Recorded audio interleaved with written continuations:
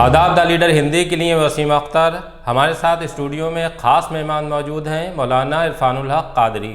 आप all India personal law board में सचिव हैं और समाजवादी पार्टी अल्पसंख्यक सभा के राष्ट्रीय उपाध्यक्ष हैं। मौलाना, आपका स्वागत है हमारे इस कार्यक्रम में। शुक्रिया। आप एक साथ दो जिम्मेदारियां संभाल रहे हैं। एक शरीयत का काम है जो पर्सनल लॉ बोर्ड करता है। जहां तक मैं समझ रहा हूं, पर्सनल लॉ बोर्ड का गठन ही शरीयत को लेकर हुआ है कि शरीयत के मामलों को किस तरह से दुनिया के सामने रखा जाना है, वो जिम्मेदारी पर्सनल लॉ बोर्ड की है। और उसके साथ साथ आपने राजनीतिक मैदान भी चुना है, तो दोनों में कैसे तालमेल बैठाएंगे? भाई, हमारे लिए शरीयत सबसे ज़्यादा अहम है। मुस्लिम पर्सनल लॉ बोर्ड का गठन ही इसलिए हुआ है कि जब जब कहीं भी केंद्र और राज्य सरकारों द्वारा किसी तरह की कोई मुदाखलत शरीयत में की जाए तो ये बोर्ड उसके ख़िलाफ़ आवाज़ उठाए और किसी तरह से उसमें बदलाव ना होने दें। जहाँ तक सियासी ज़िम्मेदारी का सवाल है, ये भी अगर लोगों की फलाह व बहबूद और उनकी तरक्की की नीयत से करें तो मुझे लगता है कि इबादत से कम नहीं। राजनीति से पावर ताकत हासिल होती है और उस पावर ताकत से अपना भी भला किया जाता है और अपनी कौम के दबे कुचले कमज़ोर लोगों का भी भला किया जा सकता है। तो नेक और अच्छे फलाह और भला के काम किसी भी प्लेटफार्म से अगर किए जाएं तो इसमें कोई मजाक नहीं। देखिए, अल्लाह के रसूल ने तमाम चीज़ें मुसलमानों के लिए साफ़ कर दी और दीन उन पर मुकम्मल हो गया। सियासत से उन्होंने भी कोई ऐसा वो नहीं किया है कि सियासत से दूर रहना है, लेकिन जिस तरह की चीज़ें हैं कि शरीयत एक ये है कि आपको बिल्कुल सच्चा होना है, ईमानदार होना है और जो शरीयत कहती है उसके हिसाब से अपनी ज़िंदगी गुजारना है। और अगर हम मौजूदा दौर की सियासत की बात करें तो उसमें बहुत सी चीज़ें बदलाव के तौर पर देखी जा रही हैं। जैसे उसमें झूठ बोलना एक बड़ी चीज़ है, लोगों से वायदा खिलाफ़ी करना एक बड़ी चीज़ है। तो जैसे जो शरीयत और सियासत है, जो मौजूदा दौर की सियासत है, मेरा सवाल ये है कि उसमें किस तरह से तालमेल बैठाया जा सकता है? ऐसा है, पहले हमारे बुज़ुर्गों ने भी इस सियासत को शजर ममनूआ समझा और इसके नज़दीक करीब बहुत कम लोग गए। आम तबका किसी न किसी सियासी जमात से मुंसलिक होकर वो सियासी क़यादत करता रहा। लेकिन हाल के दिनों में इस देश और प्रदेश के कुछ तरह के हालात हुए कि इस जमहूरी निज़ाम में, लोकतंत्र में वोट से ही ताकत हासिल होती है। आज जो मौजूदा गवर्नमेंट है वो हर तरह से माइनॉरिटी को हरेसमेंट करना चाहती है, उनके समाजी और मजहबी मामलात में मुदाखलत करना चाहती है। तो ऐसे वक्त में आप अगर बग़ैर ताकत व क़ुव्वत के और दूसरे को साथ लिए अपनी आवाज़ को बुलंद करते हैं तो वो ऐवान इक़्तिदार तक उतनी मुअस्सर नहीं जाती है। एक हमारा तबका और सेकुलर दोनों मिलके अगर उसी बात को कहते हैं तो इस देश के लोग उसे कहीं ना कहीं कबूल करते हैं कि नहीं, बात यही सही है। जैसे आप कह रहे हैं मौलाना, तो सरकार किस तरह से मुसलमानों को कर रही है, कुछ उसको बताएंगे तफसील से कि क्या हो सकता है? आप देखें कि तमाम मामलात में, मजहबी मामलात में मुदाखलत है। मदारिस इस्लामिया जो चल रहे थे, आज तक पूरे 4.5 साल हो गई है, एक मदरसे की मान्यता नहीं हुई है, जबकि कई हज़ार फाइलें मान्यता के लिए पड़ी हुई हैं। और यहाँ तक के जो मदरसे चल रहे थे, मान्यता प्राप्त थे, उनमें इस तरह से अमेंडमेंट करके कुछ नए कानून बना दिए गए हैं कि उनकी मान्यताएं ख़तरे में हैं। तो जाहिर बात है, जो हमारे कल्चर से, जो हमारी तहज़ीब से खिलवाड़ करना चाहता है तो वो हमारा किस तरह से हितैषी और हमदर्द हो सकता है। मौलाना, पहले मैं आपकी तो थोड़ा सा राजनीति बात शुरू हो गई, मैं थोड़ा सा पर्सनल लॉ बोर्ड पर आता हूँ। देखिए, पर्सनल लॉ बोर्ड का काम था ये कि शरीयत के जो तमाम पहलू हैं उसको रखा जाएगा, उनके लिए लड़ा जाएगा। और जिस तरह से मामले उठे इस देश में उठे, चाहे 3 तलाक़ का हो या बाबरी मस्जिद का मसला हो, उसमें दोनों में पर्सनल लॉ बोर्ड को डिफीट हुई, दोनों केस। अब चूँकि कानूनी मामलात हैं, अब क्या कह सकते हैं केस हारना और जीतना कोई हमारे नहीं, मेरे उसमें सवाल ये है परसू कि करना काम था। जी अपने वकील खड़ा करना, अपना दावे के लिए मजबूत कदम उठाना। अब फैसला अगर कोई हमारे खिलाफ आ जाता है सुप्रीम कोर्ट का, तो जाहिर बात इस देश में सुप्रीम कोर्ट के फैसले को चैलेंज नहीं किया जा सकता। जी। नहीं, जैसे ये पर्सनल लॉ का काम था कि वो जैसे शरीयत बता देती कि शरीयत का हुक्म ये है, या कोर्ट तक लड़ाई लड़ने का जो फैसला था वो नहीं, ठीक था? जद्दोजहद तो की जाए, क्यों नहीं। भाई गवर्नमेंट है या जो दूसरा तबका है जो किसी चीज़ पर दावा कर रहा है, मजहबी तौर पर बता दिया गया है। अब अगर वो कानूनी तौर पर ये कहता है कि ये हमारा अपना है और हमारे पास कानूनी तौर पर दावे के लिए दलीलें बहुत मुस्तहकम मजबूत हैं, तो अगर कोई पक्ष कोर्ट में जाता है तो हम भी अपनी दलील उसके सामने रख के अपना पक्ष मजबूत कर लेंगे। अच्छा, पर्सनल लॉ बोर्ड में जैसे हम देखते थे कि पहले बड़े नाम थे जिनके सियासत का वास्ता नहीं होता था। अब हमने देखा कि ओवैसी उस बोर्ड की मीटिंग की सदारत कर रहे हैं, अजमल कर रहे हैं जो अपनी राजनीतिक पार्टी चलाते हैं। ऐसा वो नहीं कर रहे हैं, उसमें सारे उसके लोग शामिल हैं, वो अलग बात है। सियासी जमात इसमें, इसका सियासत से कोई वो लेना देना नहीं है। नहीं, अगर जैसे कोई सियासी है तो उस तरह से वो सियासी है, वो अपना किसी जमात में है, वो रह करे, उसका अपना अलग नज़रिया है।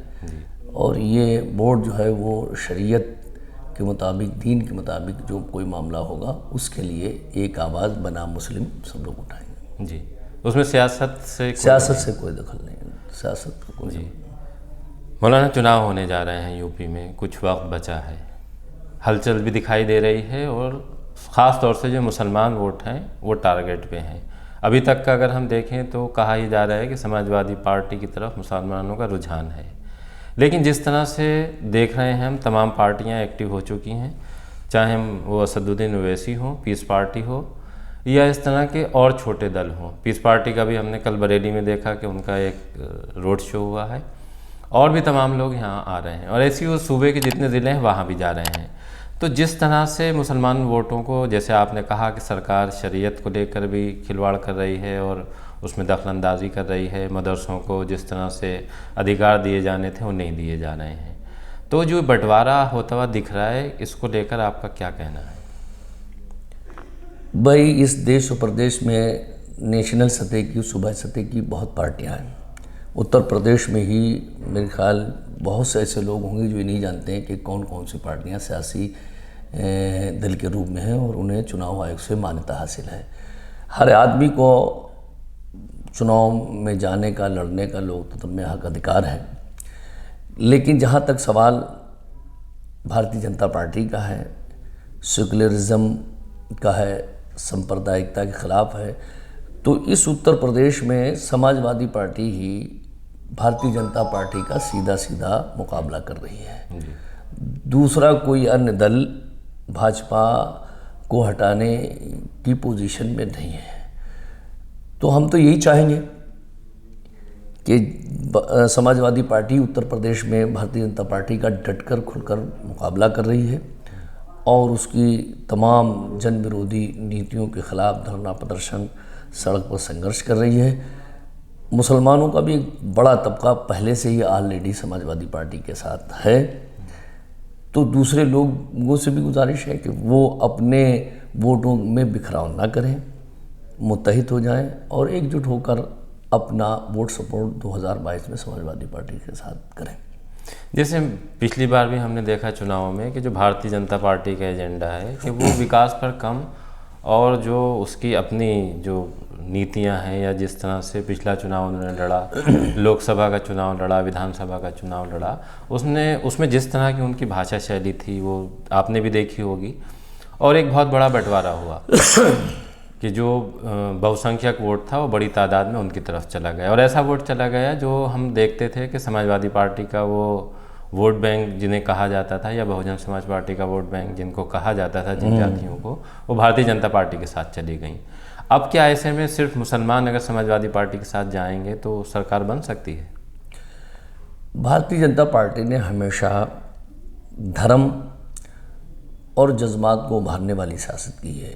इस देश प्रदेश की तरक्की से उनका कोई सरोकार नहीं रहा है।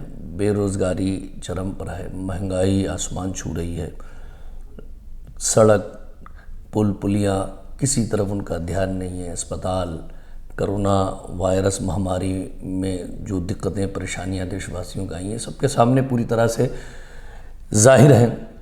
तो भारतीय जनता पार्टी के पास ऐसा कोई एजेंडा नहीं है जो विकास और तरक्की का हो, आपसी सौहार्द और भाईचारे का हो। हमेशा इन्होंने बंटवारे की, तकसीम की राजनीति की है। मुझे लगता है कि ज़्यादा दिनों तक लोगों को बहकाया नहीं जा सकता। अब इस मुल्क का और प्रदेश के जो बिरादरान वतन हैं, हिंदू भाई, वो भी कहीं ना कहीं ये समझ चुके हैं कि ये जाति और धर्म का एजेंडा ज़्यादा दिनों तक इस देश में चलने वाला नहीं है। हमें विकास और तरक्की चाहिए। समाजवादी पार्टी ने 2012 से 17 तक जो हुकूमत की, माननीय अखिलेश यादव ने इतना विकास किया कि शायद आज़ादी की तारीख़ में उत्तर प्रदेश में इतना विकास नहीं हुआ। तो मुझे लगता है कि अब कहीं ना कहीं बहुसंख्यक लोग भी समझ चुके हैं और इसीलिए समाजवादी पार्टी का हर संप्रदाय, हर जाति का आदमी जुड़ चुका है, चाहे अपर क्लास हो, चाहे पिछड़ी जाति हो, चाहे माइनॉरिटी हो। तो जब सारे लोग माननीय अखिलेश यादव की तरफ उम्मीद भरी निगाह से देख रहे हैं, तो मुझे पूरी उम्मीद है कि 2022 में सत्ता परिवर्तन ज़रूर होगा। देखिए, जैसे आपने भी कहा और राजनीतिक दल भी ये बात कह रहे हैं, शोर तो मच रहा है राजनीतिक दलों की तरफ से कि महंगाई चरम पर है, विकास हुआ नहीं है, कोविड में सरकार ने उस तरह से काम नहीं किया जिसको उसे करना था, लाशें बहती रहीं, लोगों को चिताएं जलाने के लिए लंबे वक्त तक इंतज़ार करना पड़ा, लोग रोते और बिलखते दिखाई दिए। लेकिन उसका असर जैसे पब्लिक में ऐसा नहीं दिखाई दे रहा है। जैसे राजनीतिक तौर पर तो हम देखें कि अखिलेश जी की यहाँ रोज़ कोई ना कोई किसी भी दल का अपने दल को छोड़ के उसमें शामिल हो रहा है, लेकिन पब्लिक में महंगाई को लेकर उस तरह से शोर शराबा नहीं है। जैसे माननीय अखिलेश यादव जी की जो सभाएं हो रही हैं, वो लाखों की तादाद में, कितनी बड़ी बड़ी सभाएं हो रही हैं और उसमें ज़्यादातर बहुसंख्यक लोगों का हिस्सा है। पिछड़े वर्ग के बहुत से लोग, हर जाति के लोग कहीं ना कहीं आज समाजवादी पार्टी से जुड़े हैं। तो मुझे लगता है कि किसके सामने, चूँकि भारतीय जनता पार्टी सुनती नहीं, तो आम जनता ये जान चुकी है कि हम किससे कहें। हमें तो 22 में सिर्फ और सिर्फ सत्ता परिवर्तन करके ही इन तमाम चीज़ों पर अंकुश। अगर मौलाना हम भीड़ की बात करें तो तेजस्वी यादव जो बिहार में चुनाव लड़ रहे थे, उनकी सभाओं में बहुत आ रही थी और तमाम लोग उस भीड़ को देखने के बाद ये आकलन करने में लगे थे कि सरकार उनकी बनने जा रही है। नहीं, तो वो आकलन सही भी था। वो भीड़ वोटों में भी बदली, चूँकि इतनी सीटें उन्हें हासिल हुई, उनके कुछ उम्मीदवार इतने कम मार्जिन से हार गए और कुछ वैसे फैक्टर ने काम किया कि वो सरकार बनाने से रह गए, वरना बिहार में भी राष्ट्रीय जनता दल की सरकार ज़रूर बनती। मुझे लगता है कि अब जनता बहुत समझदार है। बिहार फैक्टर का असर हर आम आदमी, आखिरी आदमी तक है और जिस तरह से बंगाल में लोगों ने इंतहाई सूझबूझ से काम लिया और जो सियासी फैसला उन्होंने किया, उसका काफ़ी मुझे लगता है कि आम मतदाताओं पर भी असर है। जो लोग भारतीय जनता पार्टी को इक़्तिदार से बेदखल करना चाहते हैं, उन सब लोगों ने ये मुझे लगता है मन बना लिया है कि दल या लोग कोई भी आए, हमें उसी पार्टी के उम्मीदवार को वोट सपोर्ट करनी है जो भारतीय जनता पार्टी को। आपने सुना अभी मौलाना इरफान कादरी को, उन्होंने बहुत सी चीज़ें जो राजनीति को लेकर थी वो भी साफ़ की हैं और पर्सनल लॉ बोर्ड से जुड़े सवालों का भी बेबाकी से जवाब दिया।